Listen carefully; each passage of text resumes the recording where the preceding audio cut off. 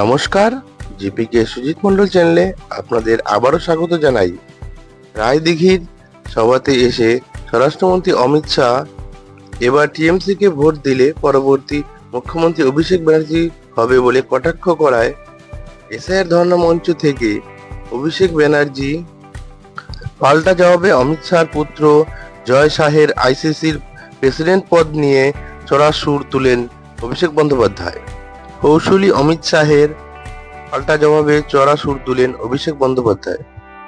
मैं बंगाल की जनता को कहने आया हूं कि इस बार अगर तृणमूल कांग्रेस को वोट देने की गलती की तो यहां पर भाईपो का शासन होगा, ममता दीदी का शासन नहीं होगा। एक धक्का और देना है और तृणमूल कांग्रेस को हटाना है।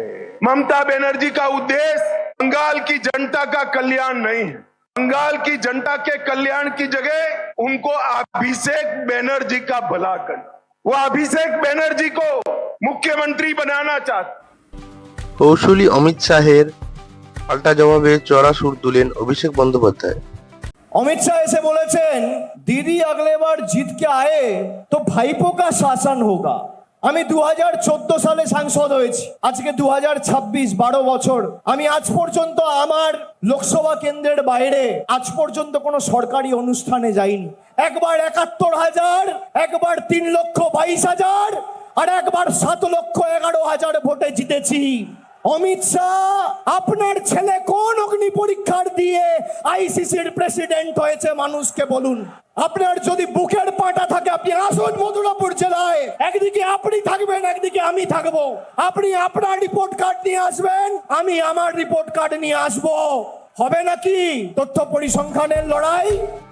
এছাড়া এদিন ধর্ণামঞ্চ থেকে অভিষেক বন্দ্যোপাধ্যায় এসআইআর ইস্যু, গণেশ কুমার ও বিজেপির রথযাত্রাকে নিয়ে চড়া সুর তোলেন। তিনি আরো বলেন যে এবার টিএমসি সরকারি গঠন করতে চলেছে, তা নিয়ে রীতিমতো চ্যালেঞ্জ ছুড়ে দেন বিজেপিকে। আসুন শুনি তার মুখে। আমাদের বক্তব্য খুব সহজ। 60 লক্ষ মানুষ যদি আন্ডার অ্যাডজুডিকেশন থাকে কোনো আপত্তি নেই, অসুবিধা নেই। সংবাদ মাধ্যমের যারা রয়েছেন তারা হয়তো একটু আশ্চর্য হবে যে অভিষেক ব্যানার্জি বলছেন আপত্তি নেই, অসুবিধা নেই। 60 লক্ষ মানুষের নাম আন্ডার অ্যাডজুডিকেশন। 60 লক্ষ মানুষের নাম যদি আন্ডার অ্যাডজুডিকেশন থাকে তাহলে নরেন্দ্র মোদীর চেয়ারটাও আন্ডার অ্যাডজুডিকেশন থাকবে। বিজেপির কাছে আপনাদের জীবনের কোনো দাম নেই, কিন্তু আপনাদের জীবন, আপনাদের প্রাণের আমাদের কাছে মূল্য মণিমুক্তের মতো। একটাও প্রাণ যেন অকালে না ঝরে, আমাদের সকলকে এটা সুনিশ্চিত করতে হবে। বিজেপি 172 জনের প্রাণ নিয়েছে, আমাদের সুনিশ্চিত করতে হবে বাংলার মধ্যে 172টা বুথেও যেন এদের কোনো অস্তিত্ব না থাকে। আমি নো ভোট টু বিজেপি এবার খালি বলছি না, আমি সে কারণে বলছি বয়কট বিজেপি। অমিত শাহ এলে তার সভা শুরু হয় আমার নাম দিয়ে, সভা শেষ হয় আমার নাম দিয়ে। বিজেপির ছোট বড় মাঝারি সেজো মেজো যত নেতা আছে সবার গায়ে জ্বালা আমায় নিয়ে। আমি বলছি খুব একটা ছোট্ট প্রপোজাল আপনাদের দিচ্ছি। মমতা ব্যানার্জি বাংলার প্রায় 2.5 কোটি মহিলাকে 2,42,00,000 বেশি ডাইরেক্ট ব্যাংক ট্রান্সফার করে সাধারণ হলে মাসে 1500 টাকা আর তপশিলি জনজাতি হলে মাসে 1700 টাকা আমাদের সরকার দিচ্ছে। পাশে আসাম আর এক পাশে ত্রিপুরা, একদিকে বিহার একদিকে উড়িষ্যা, তার পাশে মধ্যপ্রদেশ, তার উপরে উত্তরপ্রদেশ, একদিকে রাজস্থান একদিকে গুজরাট। যে রাজ্যগুলোর নাম নিলাম সব রাজ্যে বিজেপি ক্ষমতায়।